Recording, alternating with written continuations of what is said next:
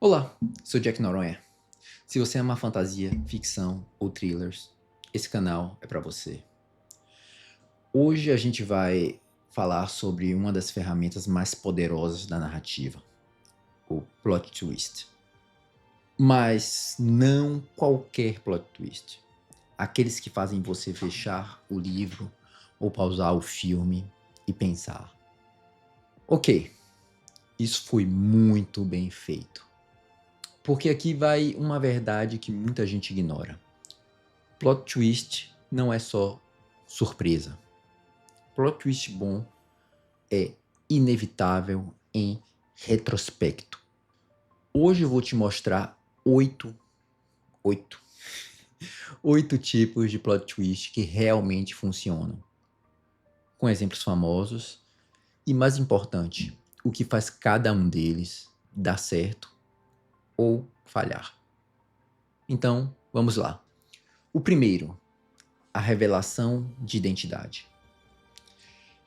Este é quando descobrimos que um personagem não é quem parecia ser, ou não é quem ele próprio acreditava ser.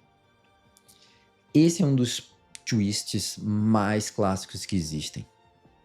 Muita gente cita, inclusive, Darth Vader em O Império Contra-Ataca como um exemplo máximo. E aí eu sou obrigado um pouco a concordar discordando. Sim, é uma revelação histórica, mas do ponto de vista técnico e de foreshadowing, dentro do próprio filme, ela é extremamente debatível. Na época, o impacto veio muito mais do choque emocional e da execução cinematográfica do que de pistas claras plantadas antes. Isso funcionou muito bem. Mas se você quer um exemplo mais limpo de construção narrativa, eu prefiro pegar o professor Quirrell em Harry Potter e a Pedra Filosofal.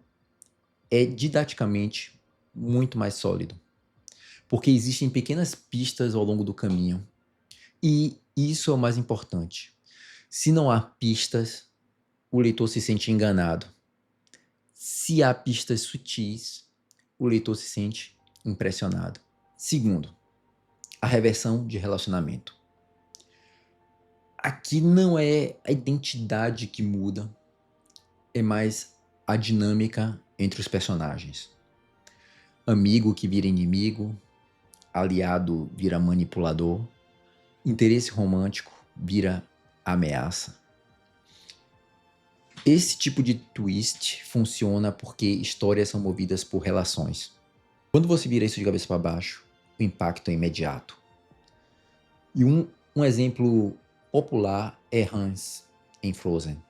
E se a gente volta para o Harry Potter, o próprio Snape vive numa zona ambígua que força o leitor a reavaliar constantemente de que lado ele realmente está. Mas existe uma armadilha.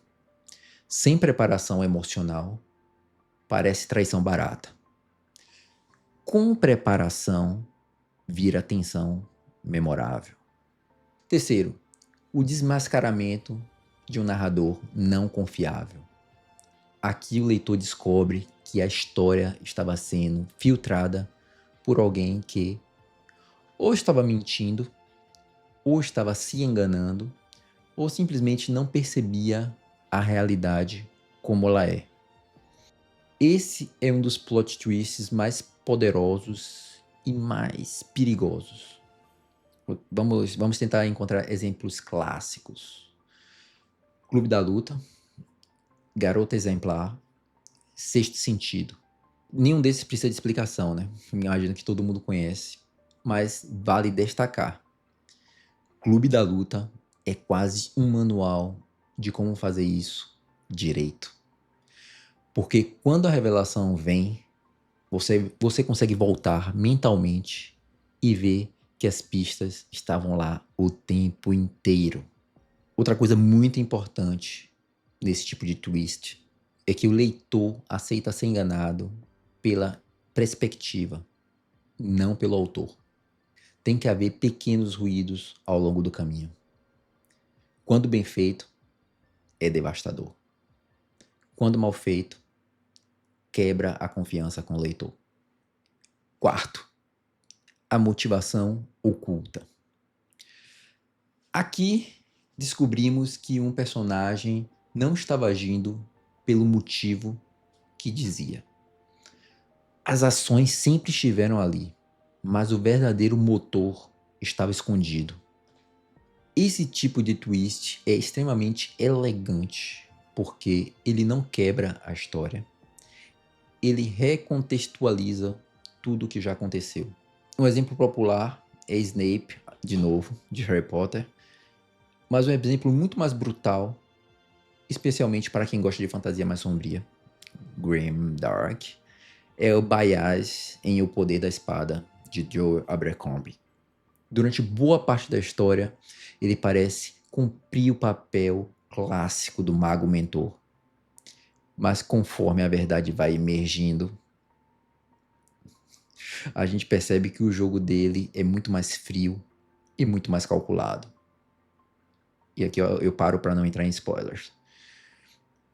E é exatamente por isso que funciona. Porque Abercrombie planta o comportamento antes. Nada vem do nada. Essa é a diferença entre revelação e conveniência de roteiro. Inclusive aqui vale um parêntese saindo bem do meu escopo e do meu roteiro para falar de conveniência de roteiro. Você está escrevendo seu manuscrito, não existe problema nenhum em você escrever conveniência de roteiro. Por quê? Porque você vai estar revisando isto mais para trás. Se você é uma pessoa mais esquecida, toma nota no seu a fazer de depois para você não esquecer. Mas se você está em 70% do seu livro e você optou por uma conveniência de roteiro, se lembre que você tem que voltar durante a revisão, durante 70% e adequar todo esse texto para que aquela conveniência deixe de ser uma conveniência. Mas isso é assunto para um outro vídeo. Vamos continuar. Quinto, o mundo não é o que parece. Esse é um twist de escala macro. Não é só um personagem que muda, é o tabuleiro inteiro. Exemplos clássicos: Matrix, Planeta dos Macacos, Western World, primeira temporada. Esse tipo de revelação é extremamente poderoso, mas, mais uma vez, extremamente perigoso. Porque quanto maior o twist, maior precisa ser o foreshadowing. Sem isso, tudo parece truque barato. Então, fica, mais uma vez, observação. Foco na revisão. Foreshadowing é caro. É a chave. Sexto, a inversão moral. Aqui, o vilão deixa de ser simplesmente mal e passa a ter uma lógica que, pelo menos parcialmente, faz sentido. Esse twist adiciona profundidade imediata. Exemplos: Killmonger em Pantera Negra, Thanos em Guerra Infinita, Ozymandias em Watchmen, um pouco Imperador Supremo Mistborn, vai. Mas cuidado. Se o vilão tiver certo e o herói também estiver totalmente certo, o conflito perde força. O ideal é tensão moral real, zona cinzenta, especialmente eficaz em Grimdark. Sétimo, a quebra ou reorganização da linha do tempo. Aqui descobrimos que os eventos não estavam acontecendo na ordem que imaginávamos, ou estavam em outro momento histórico, ou em loop. Esse twist funciona porque reorganiza casualidade. Exemplos famosos: A Chegada, Western World, primeira temporada de novo, Dark, Entre alguns outros. Eu tinha outro na cabeça aqui, mas eu esqueci. Isso que acontece não anotar as coisas. Mas existe um risco sério. Confundir não é o mesmo que intrigar. O leitor precisa conseguir remontar o quebra-cabeça depois. E eu tenho cá minhas dúvidas até que ponto Dark consegue remontar esse quebra-cabeça no final. Mas foi bom. Oitavo, a virada de perspectiva.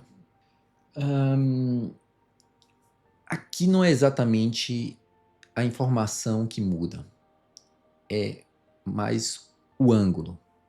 A mesma história ganha um significado completamente diferente quando vista por outro ponto de vista. Esse é um dos twists mais elegantes que existem. Rashomon, The Last of Us Parte 2 e muitas fantasias modernas com pontos de vista múltiplos. Só um aspas para a parte do The Last of Us Parte 2. Eu sei que tem muita gente que adora e muita gente que detesta. Foi realmente algo que dividiu ali a comunidade. Mas, na minha opinião, eu acho brilhante em termos de roteiro. Os riscos que o roteirista tomou ali são significativos e a história é realmente muito bem escrita, muito bem feita. Diferente do 1, que também, como obra em si, é uma obra-prima, mas que não corria muito risco. Uma fórmula batida, uma estrutura narrativa clássica, então, sem riscos. O 2 já vai completamente pro outro lado, toma riscos absurdos, e isso, pra mim, faz dele... Além de ter a parte técnica, porque como é um jogo, né? Agora tá começando a ter a série para que pegue essa parte da história, mas inicialmente é um jogo. Tem a parte técnica também da Naughty Dogs, que é espetacular e ajuda muito. Mas em termos de roteiro, é excepcional. No seu âmago, é uma história sobre... esqueci o nome. Vingança. E para mim, muito bem feito. Mas voltando. Quando bem feito, isso não parece repetição. Ele vai mais pro lado da revelação. Então, se você quer melhorar suas histórias, não pense só em surpreender.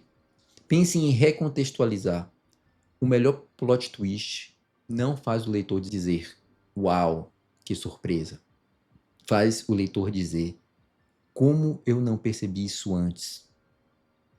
Se você curte conteúdo sobre escrita, fantasia, construção de histórias, entre outros, se inscreve no canal. Se gostou do vídeo, deixa o seu like. E me conta nos comentários qual plot twist mais te marcou como leitor ou espectador, ou até como jogador. A gente se vê no próximo vídeo. Falou!